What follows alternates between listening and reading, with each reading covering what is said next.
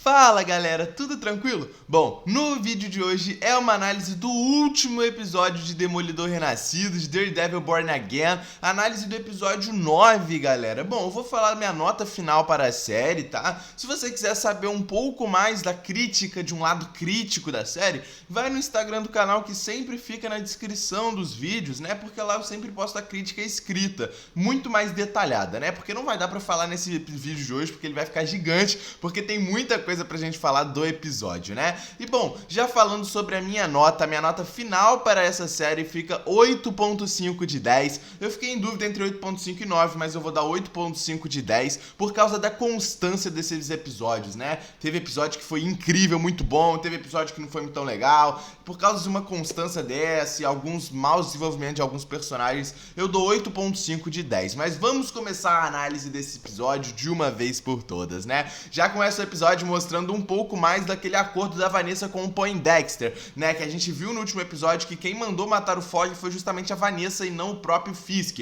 A gente vê naquela conversa dos dois, onde ela dá uma condicional pra eles conseguir sair da prisão, né? E ela fala algumas referências à terceira temporada de Demolidor, onde ela fala do próprio agente Nadim, do FBI, que acabou sendo morto na terceira temporada, né? Ela comenta sobre ele também e um pouco daquela corrupção que o Fisk fez com o próprio FBI na terceira temporada, e o Poindexter estava no meio, então é interessante ela relembrar isso que a gente já viu na terceira temporada e também, obviamente, ver um pouco mais desse acordo dela com o Poindexter, né? Que inclusive desapareceu nesse episódio, só foi aparecer no final do episódio. Vou comentar mais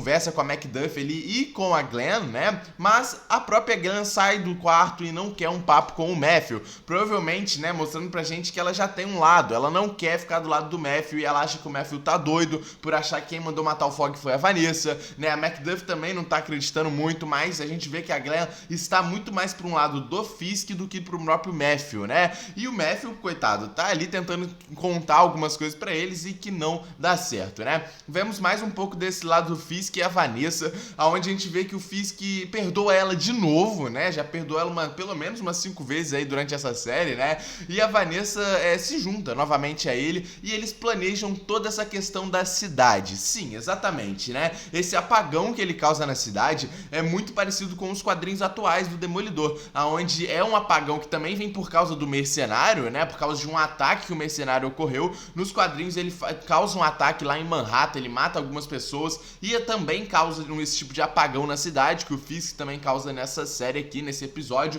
então pode ser isso algum tipo de referência, né? E vemos ele falando com o Buck também, melhor um herói morto do que um vigilante vivo. Isso é um reflexo do episódio inteiro, onde até pessoas normais, né, pessoas heróicas, são mortas sendo taxadas de vigilante, e isso prova pra gente de fato que o Fisk é o rei do crime, porque ele é o rei do crime. O próprio comissário falou isso durante o episódio, né, que não tem como, ele é o rei do crime e ele sempre vai ser o rei do crime. E a gente tá tendo essa prova tanto nesse episódio quanto na série inteira. Ele começa como um prefeito Fisk nos primeiros episódios e termina como o grande rei de Nova York, não só o rei do crime, né?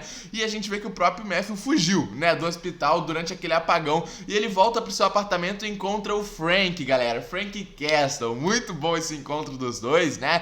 E a gente vê que o Frank recebeu um telefonema pra proteger o Matthew, né? A gente vê o Frank com a barba feita, cabelinho feito, ele com o coletão do justiceiro, muito bom isso aqui. E esse telefonema era claro que era da Karen, né? A gente nem precisava ver a Karen de volta pra gente saber que o telefonema era dela, né, galera? E bom, vemos a força-tarefa anti-vigilante indo atrás do Matthew Murdock, não do Demolidor. Isso é muito interessante, prova, né, aquele ponto que eu já falei. A força-tarefa, ela não tá ali caçando vigilantes, ela tá caçando quem eles querem matar, independente de quem for. Seja um vigilante, seja um herói gigante, magistral, independente. Se eles quiserem matar, eles vão atrás. E vemos o primeiro vislumbre da caveira no colete da Força-Tarefa Antivigilante, mostrando que realmente, né, é uma admiração ao Justiceiro, até eles entrarem no apartamento do Matthew e verem que o Justiceiro não tá do lado deles, né? Que cena incrível, moleque. Uma das melhores lutas dessa temporada é protagonizada pelo Justiceiro junto com o Demolidor. Interessante que as melhores lutas da temporada, né, é feita pelo Justiceiro, tanto ele contra os policiais quanto agora, né? Ele e o Demolidor contra a Força-Tarefa Antivigilante.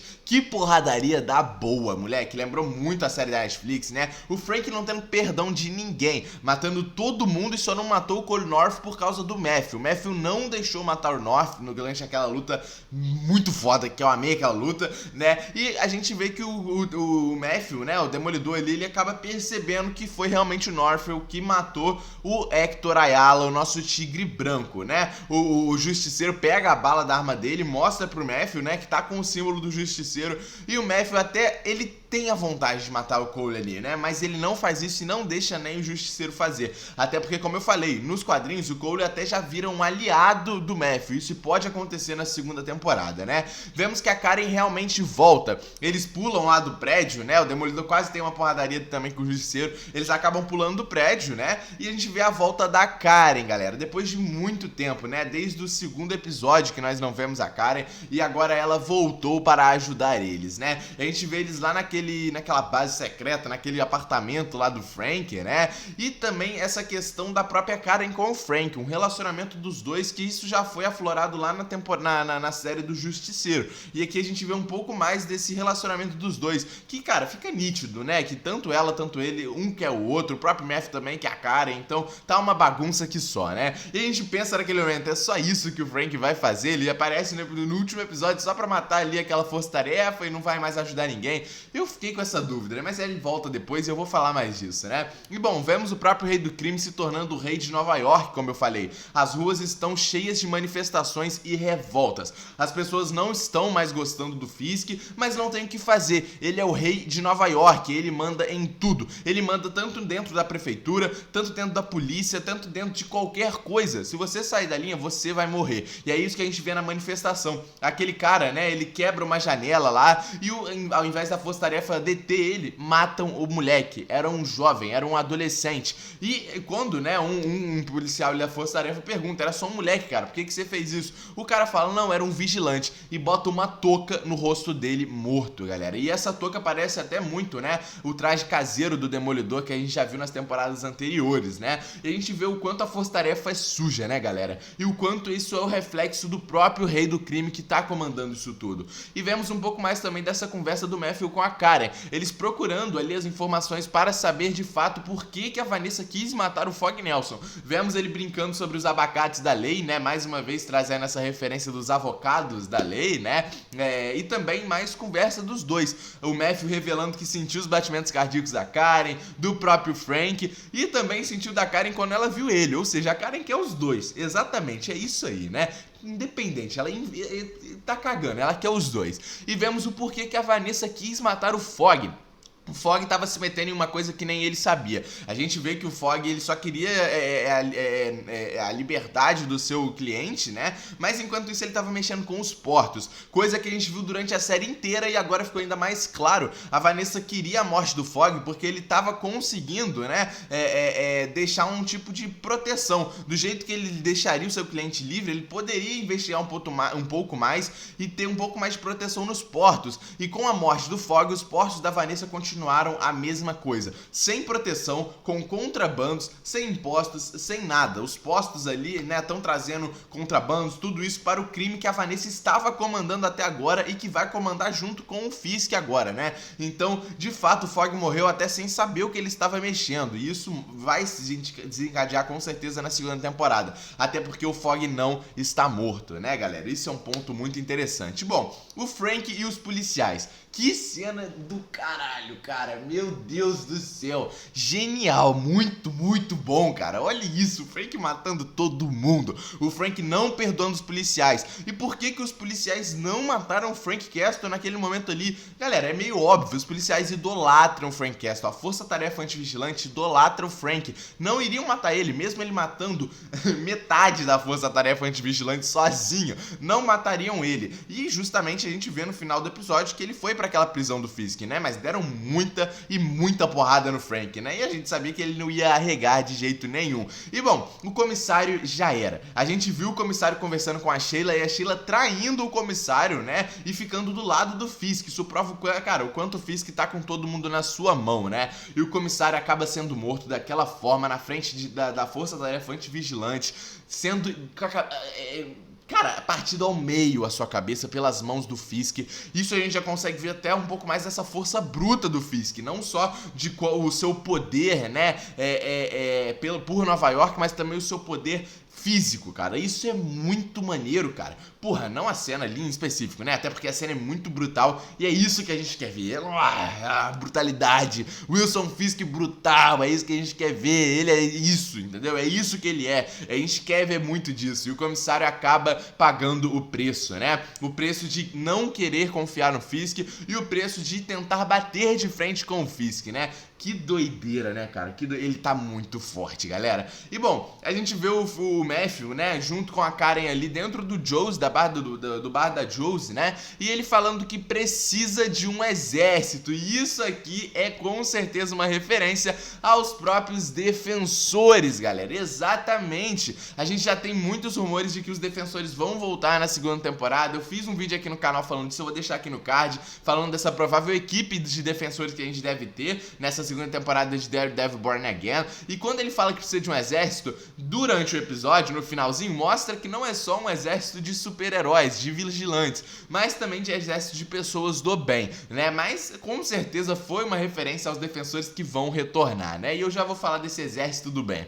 Bom, a gente vê também que a Glenn, ela entra oficialmente pra prefeitura e escolhe o seu lado. Ela não quer ficar do lado do Matthew, ela não quer ficar do lado do Demolidor, ela quer ficar do lado do Fisk. E agora ela faz parte do Fisk, ela faz parte da prefeitura e ela vai com certeza ser uma peça muito chata no caminho do Matthew. Cara, fica com a cara, entendeu? Deixa a Glenn pra lá, igual ele viu a Glenn no hospital e chamou ela de Karen, é isso aí, entendeu? Caga pra Glenn porque ela é um pedaço de cocô, né? E bom, vemos que o Matthew ainda está meio perdido. Naquela conversa com a Karen, é o único momento da série onde o Matthew consegue desabafar sobre os seus sentimentos, mostrando pra gente que o momento em que a Karen sai de Nova York e vai pra São Francisco, o Matthew continua perdido. O Matthew fica perdido porque ele não tem ninguém. Ele não tem o Fogg e ele não tem a Karen. A pessoa que ele procura pra tentar fazer alguma coisa é o Frank Castle no episódio 4. Ou seja, cara, ele só tinha o Frank para tentar se abrir com alguma coisa e exatamente ele tá perdido pra caramba, né? E é nesse momento na conversa ali com a Karen que a Karen fala sobre os 1000 sóis. Exatamente, isso é uma referência à primeira temporada de Demolidor, quando a Karen pergunta qual é o tipo de visão dele e ele fala que ele vê as pessoas como chamas, como sóis, né? É desse jeito que ele enxerga as pessoas. É uma referência à primeira temporada, né? E bom, nós vemos a prisão do Fisk, aonde ele tá prendendo algumas pessoas que não fecham com o lado dele e 2 vigilantes que a gente vê pelo menos por enquanto, o Justiceiro e o Espadachim, galera. O Espadachim está preso e isso pode ser desencadeado numa segunda temporada de Gavião Arqueiro, alguma coisa desse tipo, né? E vemos que o Justiceiro, obviamente, iria ficar preso ali por algum tempo. A gente sabe que o Justiceiro ia arrumar um jeito de fugir dali. Mas o interessante é por que o Fisk não matou aquelas pessoas ali, apesar das pessoas não estarem do lado dele, por que ele não matou igual ele matou o comissário? Bom, com certeza essas pessoas que estão presas ali dentro daquele covil dele é porque vão agregar em alguma coisa pro Fisk, né? Claramente o Fisk tá aprendendo pra agregar em alguma coisa. E bom, vemos que todo mundo está na mão do Fisk, não tem jeito, né? E é justamente esse exército de pessoas do bem que o Matthew vai precisar agora. Além dos super-heróis e dos defensores que ele vai recrutar na segunda temporada, ele também precisa de um exército de amigos. E ele forma esse exército no bar da Joe's. A cidade não tem medo. Essa é a última frase que nós ouvimos da série, né? Desse episódio. E nós vemos que a equipe que ele formou é formada pelo próprio Cherry, a própria Josie também, né? Vemos ali alguns takes de algumas pessoas do bem que não estão do lado do Fisk. E nós vemos a própria policial que apareceu no 5º episódio, né? Vemos também o policial que contestou o outro naquela morte do jovem moleque que eles botaram a máscara falando que é um vigilante. Vemos algumas pessoas que ainda são do bem, a própria Sheila, mostrando que essas pessoas com certeza vão se revoltar contra o Fisk numa segunda temporada, né? E, obviamente, finalmente nós vemos ali a própria Angela Del Toro, a garotinha, a sobrinha do Hector Ayala, mostrando pra gente que com certeza ela vai vestir o manto de Tigresa Branca na próxima temporada e vai se juntar aos defensores. Isso aqui é muito bom. Apesar dela ser muito novinha, eu acredito que talvez ela possa ajudar como uma pessoa do bem, o exército de pessoas do bem do Matthew, né? E numa terceira ou quarta temporada de Renascido, ela possa se tornar de fato a Tigresa Branca, porque ela ainda é muito jovem pra isso, né? E vemos finalmente o vislumbre do mercenário, o que aconteceu com ele, né? Termina mostrando ele num tipo de apartamento ali, não parece ser o apartamento dele da terceira temporada, parece ser um novo apartamento, não sei, mas nós vemos ele livre. E isso prova pra gente que talvez, né, ele tenha fugido daquele baile de gala do Rei do Crime, ou, né, alguém conseguiu tirar ele de lá. O que eu achei até um grande erro desse episódio, porque termina com ele dando, começa com ele dando tiro, termina o episódio passado com ele dando tiro e o Matthew aparecendo na frente, a gente não vê mais nada do mercenário, a gente não vê como ele fugiu, se ele fugiu ou se alguém tirou ele de lá. Ou seja, isso pra mim foi um erro, até porque, porra, é o mercenário, ele precisava de mais desenvolvimento, né? A gente só vê ele no final livre, mostrando que ou ele pode até se juntar com o Matthew pra lutar contra o Rei do Crime, ou os dois vão lutar pra caramba também juntos, né? E termina com essa ponta solta para o especial do Justiceiro. A gente sabe que o Justiceiro vai ganhar um especial aí, né, do Disney Plus, né, provavelmente pro ano que vem, e nós vemos que deve ser relacionado à Força-Tarefa Antivigilante. Galera, a gente viu que ele não gostou de colocarem o seu símbolo na Força-Tarefa e ele vai atrás de todo mundo, principalmente porque prenderam ele dentro do covil do Fisk. Ele puxa o policial, quebra o braço dele, pega a chave e nós ouvimos o barulhinho dele saindo da cela. Provavelmente ele não vai libertar as pessoas dali, né? Ou vai, não sei qual vai ser a índole do Justiceiro ali, mas com certeza isso vai se desencadear no especial dele. Com certeza no especial do Justiceiro nós veremos ele lutando contra a Força-Tarefa Antivigilante e tirando o símbolo do Justiceiro da Força-Tarefa, né? E antes de eu terminar, só falar uma referenciazinha que nós tivemos durante o episódio, né? Naquele momento onde tem o apagão ali da cidade, nós vemos lá no fundo o outdoor da Fundação Pym e Van Dyne, né? Uma fundação do Hank Pym com a Hope Van Dyne, mostrando um pouco mais disso, né? Bom, comenta o que vocês acharam desse episódio, principalmente o que vocês acharam dessa série. Eu gostei pra caramba, eu acho que a série poderia ter sido até melhor, tá? Porque ela tinha potencial pra isso, se não fosse essas oscilações nos episódios, alguns episódios sem sentido, né? O pouco desenvolvimento até do próprio Moose também, né? Mas que a gente entende o que eles quiseram fazer com o Moose na série, não era, né, o vilão principal e vai voltar também em algum momento. Comenta o que vocês acharam disso tudo, deixa o like no vídeo, se inscreve no canal. Tamo junto e é nóis, galera!